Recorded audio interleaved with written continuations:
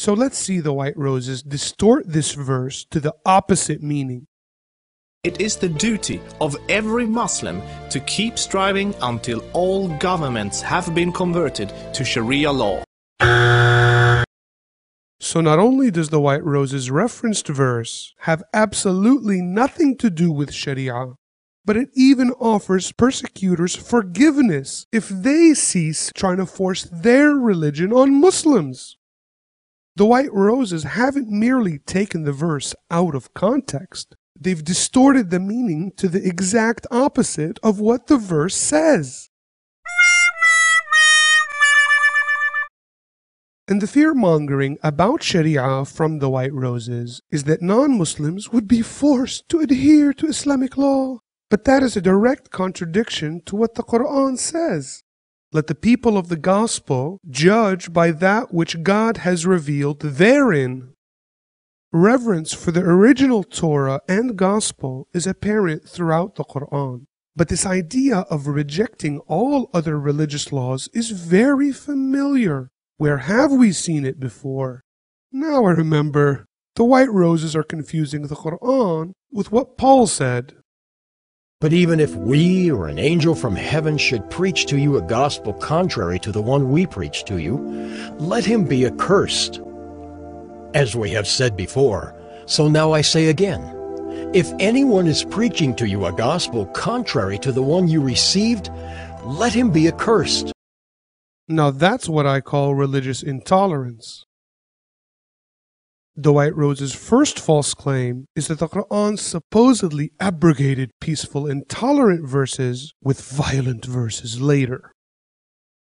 From the White Roses' video description, following the link to their other source, we can see that the reference for the Quran's supposed abrogation of peaceful and tolerant verses is not from a single Islamic scholar or site, but from their own dishonest misrepresentations.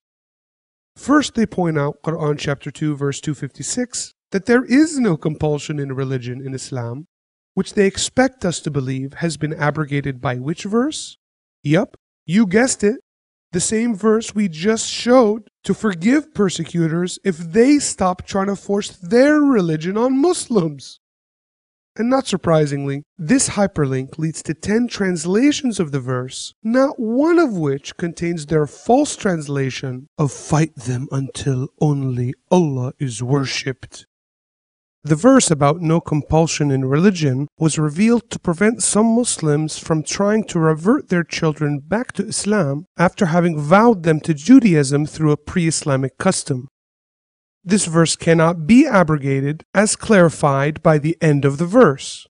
And he who rejects false deities and believes in Allah has grasped a firm handhold. In other words, you're not allowed to force religion on people because it's an internal matter of belief. How on earth can we force people to believe something that they don't believe in? Look, there's nothing controversial about the concept of abrogation in the Quran, where a temporary law is replaced with a new law.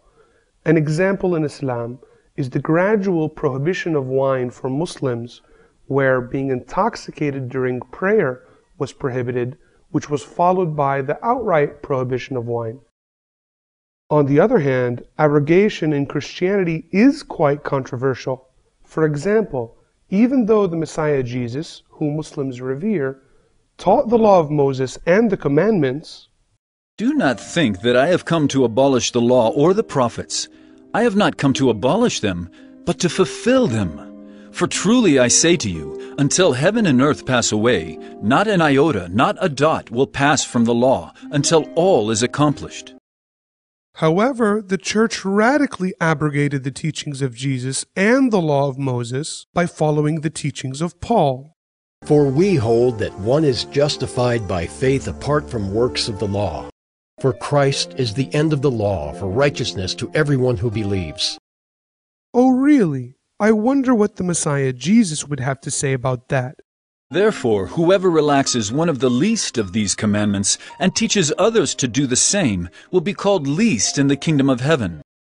And according to the Messiah Jesus, that makes Paul and the Christian church least in the kingdom of heaven.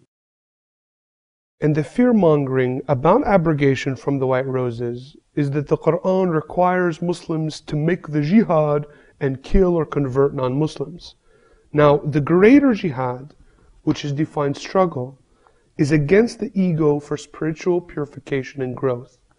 Prophet Muhammad, peace be upon him, said, "The best jihad is that of speaking a word of truth to an unjust ruler." In the Quran, armed struggle is only allowed against an aggressor or to secure for people the freedom of religion. The Quran says, وَجَاهِدْهُمْ بِهِ جِهَادًا كَبِيرًا. and struggle against them with it, i.e. with the Quran, a grand struggle. So this grand jihad is explaining the Quran to non-Muslims. How else are we going to use the Quran to make jihad? By throwing it at people, hitting people over the head with it? In conclusion, being deceptive to promote a religion, intolerance of other religious laws, and the controversy of abrogation are big problems for Paul and the Christian Church, but not for the Quran.